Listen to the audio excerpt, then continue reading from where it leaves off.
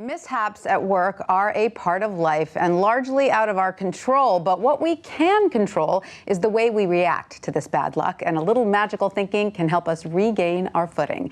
Here with some helpful techniques is WSJ Work Family columnist Sue Shellenbarger, who joins us along with technology executive Sonita Lontoh in San Francisco. Welcome, ladies, to both of you. Sue, let me start with you because mishaps can sometimes happen one after the other, which just compounds the negativity. What happens when we give in to a negative mindset and let it take over? Well, often these negative events are random and just happen by chance, but we feel so rattled by it that we try to see a pattern in it. And if we see ourselves in a downward spiral, we may become very anxious, and that impairs our decision making and our thinking, or we might get a negative attitude, which makes us negative in our interactions with others and just causes more problems. And before you know it, you're in a real mess. And Sonita, you had a string of travel mishaps earlier this month. Is that right? Yes, that is correct. Can you tell us what happened? Sure. It's like I travel a lot for work, almost every week. So by the law of averages, like Sue said, this is bound to happen to me. I knew that. But what happened was I was actually on a business travel and going from Dallas to Albany, which is, a relatively small city. I had to stop in Chicago. However, when I got to Chicago, I actually missed my flight to Albany.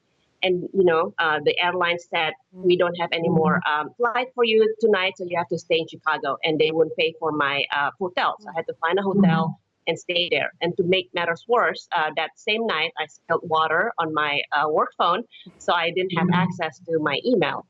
And then the next day, I got on the next plane to Albany. And then, of course, by the time I got to Albany, which was right before a big meeting, like a big noon meeting, that, I didn't have my luggage. So basically I had been 2 days, without change of clothes.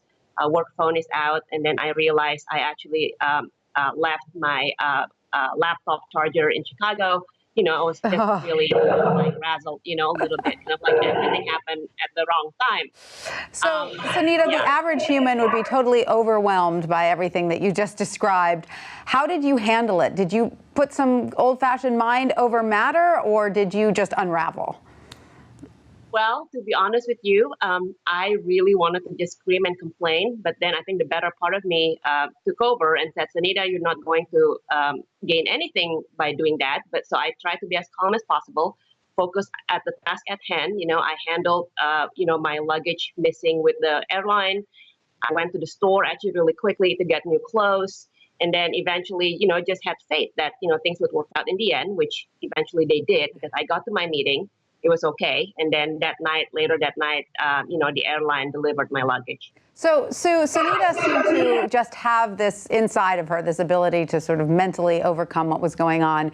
But are there practical techniques the rest of us can learn that can help us change our mindsets? Certainly what Sonita did is very important, which is to take the next step that will enable you to be in control and just tell yourself this is just part of life. Another tactic is to just sort of think about things you value. Maybe you have a network of family and friends. Remind yourself that that's intact and doesn't change, and it can shift your focus.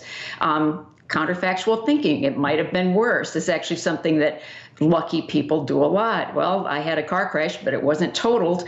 And actually mental time travel is another technique. You can think ahead and imagine how one day I'll look back on this and laugh. Those are all things that can really help. That's a good point, trying to see the humor. Sonita, was there ever a point where you just said to yourself, oh my gosh, this is so terrible that it's actually kind of funny?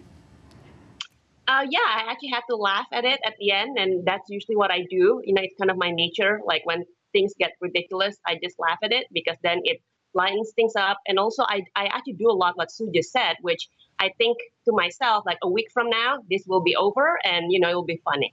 All right, Sue Shellenbarger and Sonita, thank you so much for that. All very good advice. Thanks, Tanya.